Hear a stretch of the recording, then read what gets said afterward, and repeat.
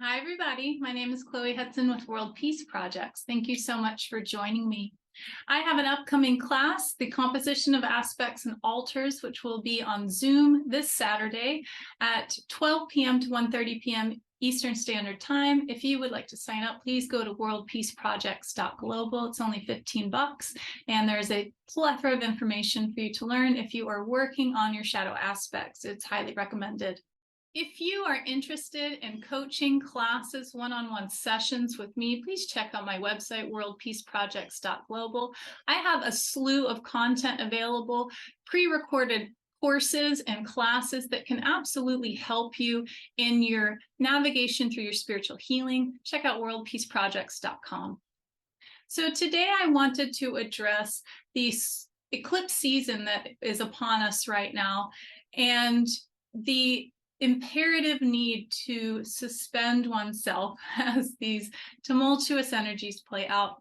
Now, I'm not an astrologer by any means, so if you want more detailed information, please go find your favorite astrologer to give you the understanding and insights that are specific to you and all of your signs within your zodiac.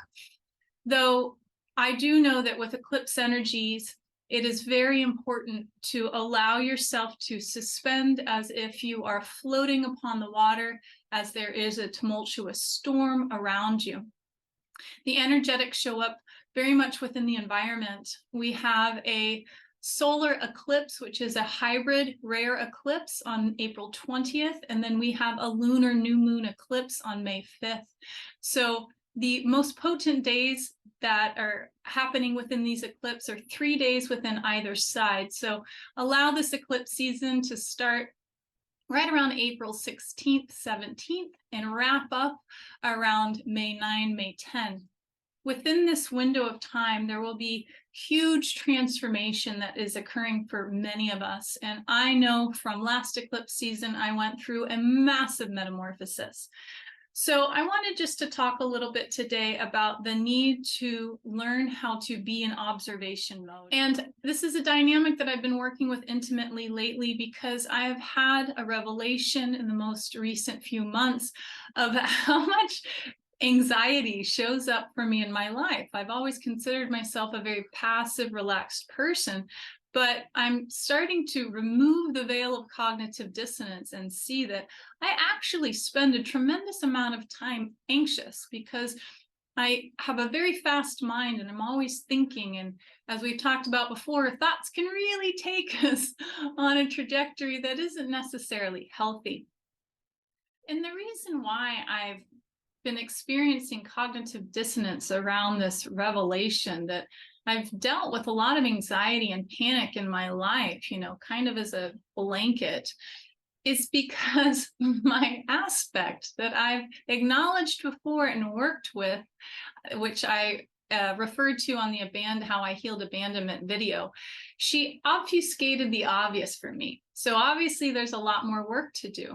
When our aspects are able to take control over our persona or the way we process, there's always a level of dissociation and cognitive dissonance, which is why I hadn't realized this to a profound level until now, because I'm so familiar with her frequency, even though it's very uncomfortable, but she's been hijacking and overhauling my mental space for so long that I didn't recognize it when I'd be in it. And now that I'm looking at her dead on and registering how much more she has living within her being, I have to now go do the work to clear and heal and rehabilitate this aspect or altar while I'm moving through a process of keeping myself out of that familiar space so that I can find my solution and I can heal. All of this will be explained to you in this upcoming class on Saturday, this Saturday, Composition of Altars and Aspects. But nonetheless, moving into a state of surrender is her foe, which is my current challenge of upholding my alpha and dominating in my being, that I demand and command surrender and compassionate detachment for all of these vantage points, rather than moving into a very narrow frame of thought that is limited. It's selfish in its own right because she can only see through one perspective, which is already convoluted. So finding a space of observation, healthy, compassionate detachment, and surrender. I have been up-leveling my relationship with the universe as of late into moving into a space of what I experience as profound trust in the universe's timing. And for those students of manifestation, it's one of the basic preschool foundational understandings that the universe has got the how. We're not to worry about the how. We're simply to hold the energy of what it is we truly want to experience on the core, at the core, not necessarily the way in which we think we will get the experience we want. So to clarify that, you might say, I want to manifest $10,000. Keep asking yourself why. Why do you want to manifest $10,000? Because I want security and safety, because I want to take a vacation. Okay, so then you don't focus on the $10,000. That's simply one avenue to get what you want. You focus on feeling safe or being in that vacation space, because it can come in a various amount of ways. And if you limit yourself to the perspective that you view as the only way you're going to get it, you're not utilizing the universe to its benefit. And moving into a space of surrender and trust of the universe is a huge daunting task, I think, for most of us, because we tend to hold ourselves to a control element that is always going to be limited to some level. And it causes stress within us. It keeps us from moving with the flow and an allowance of what's meant to come. Sometimes surrendering this level of control is going to ask you to level up on what you believe you're worthy of or you deserve, and to own that within your being and show the universe that you deserve and you own what it is that you're ready to experience. You stand by that and you hold a very strong will within that space. Therefore, the trust refortifies your safety, your strength, your courage, and an openness of how it is you can continue to navigate, and doors begin to show themselves to you. In these tumultuous times, if we can access a level of trust that supports us to know that regardless of what it is we are perceiving or experiencing, there is an exit point and we will be better for it once we come to the other side of it. And to not engage with whatever it is in the environment that is revealing to you, there will be some grand revealment of something that's been there, you didn't see it before, and now all of a sudden you know, and it's not going to go away. Now you know, and that gives you clarity, and whatever you choose to do with it is up to you. Though allowing a safety and a space and a trust in the universe and a knowing of what it is that you deserve and focusing on that, regardless of what you're perceiving to be experiencing that maybe is lacking what you deserve, is very important at this time. I also want to speak a little bit about the thoughts and false thoughts. We've talked about this a lot on this channel, and this is a practice and understanding that is going to be invaluable for our entire life, because thought forms have a way of taking us on a rant that really can lead us down a vein that has absolutely nothing to do with your self-betterment. And as I've explained before around false thoughts, in order to master them, there really is a level of surrender within your being. When I talk about surrender and observation and detachment, it's important to know that there's a physiological aspect to this. So not only is this a practice within, maybe your spiritual or emotional intelligence, but this is also a practice within your kinesiology. When we're in a control and a panicky, anxiety, thought space that's limited, our energy is very forward. We tend to be tightened up, and our head comes forward. We're deep gazing. We're looking really hard into something, which immediately means that a part of us is out of our body, which can be your signal immediately for you're not in a space of surrender. So if you learn to utilize your interoceptivity, feeling inside your body, can you feel your spine from the inside? Can I take a moment and feel my back pushed up against this pillow?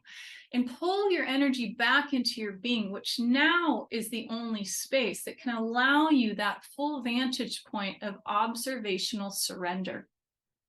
When you move into a space of surrender, it allows you to access many different vantage points of what's happening in the situation.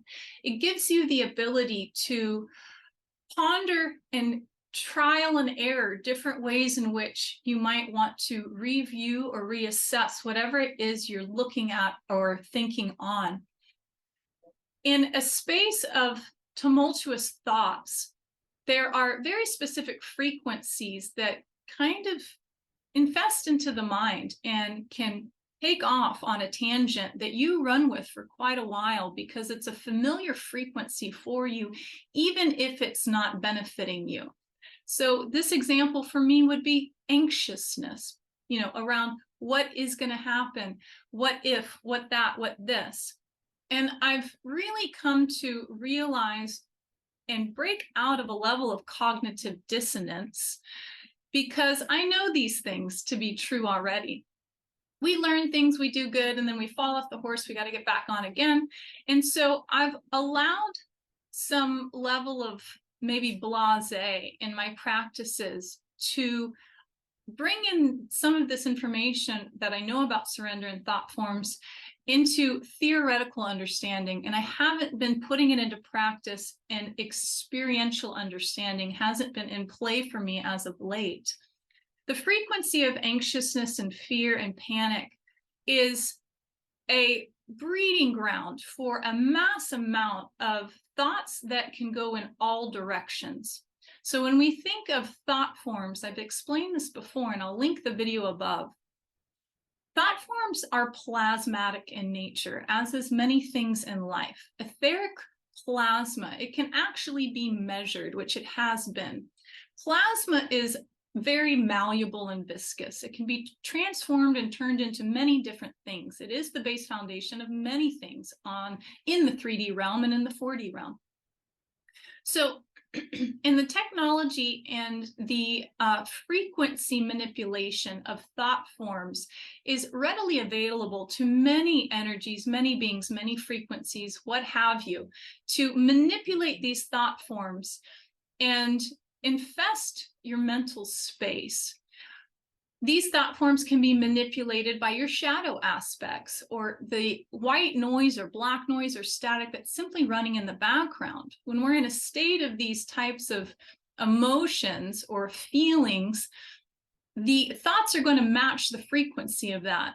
The frequency of anxiousness, as I'm using it as an example, is really high vibration, but wonky and unsteady, unstable, very uncomfortable because it's meant to, if it's doing its job and you're allowing yourself the learning advantage, make you feel so uncomfortable that it catapults you out of that state so that you can find your calm and bring shift and peace to you.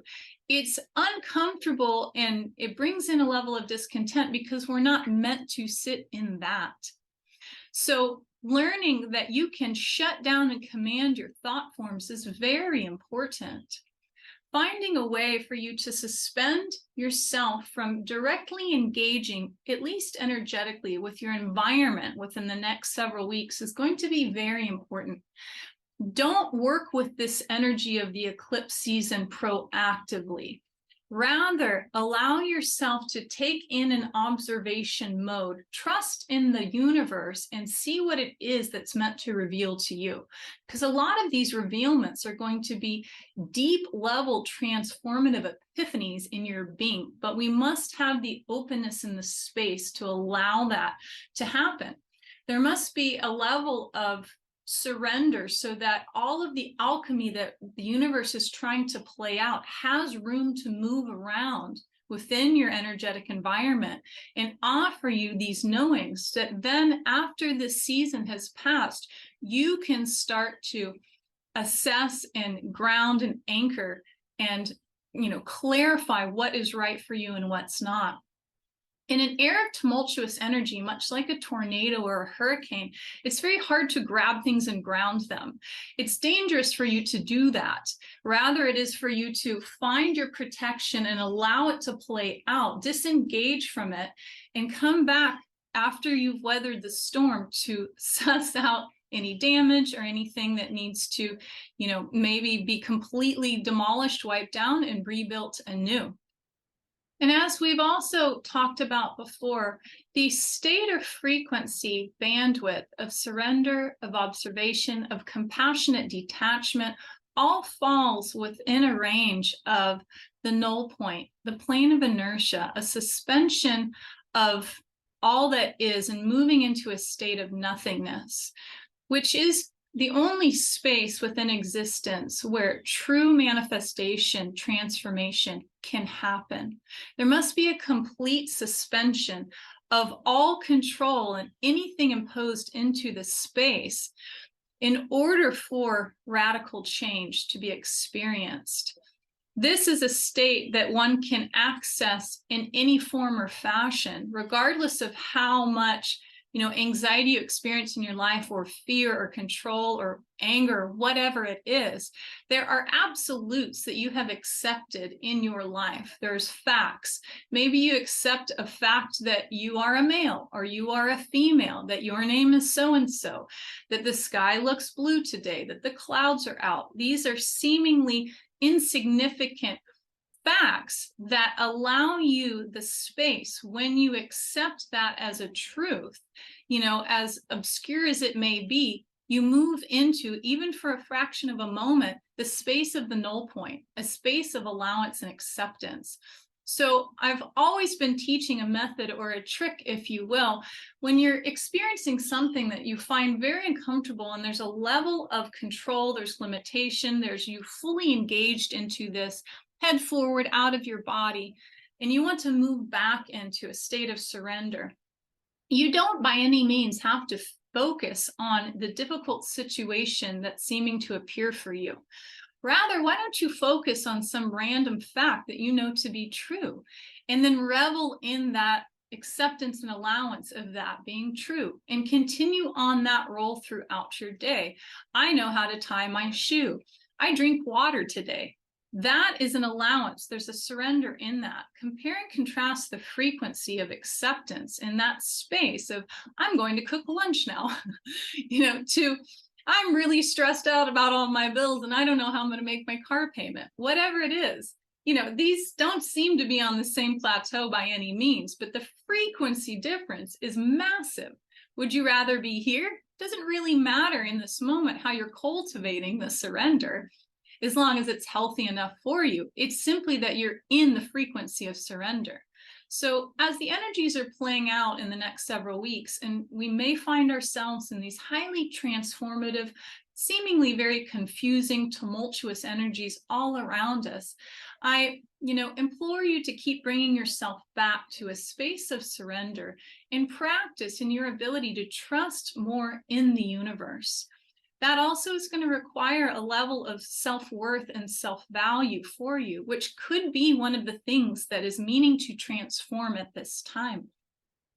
But even if you only know that in theory, even if you only accept in theory that you deserve what it is you desire, or that you're worthy of having more or being more or doing more, whatever it is, just take in that notion and allow yourself around that notion to experience a significant amount of surrender, or maybe it's tiny doses often of the surrender through basic random facts that you know to be true.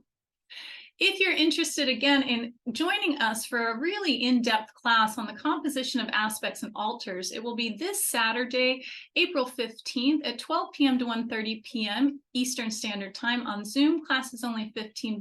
We've already got a great group. I'd love to see you there. I hope you're doing fantastic. Thank you for giving me a like. It takes you half a second and it really helps me. If you feel so inclined, please share this video. It's very difficult on YouTube to circulate at this point. I hope you're doing great. Take care. Bye-bye.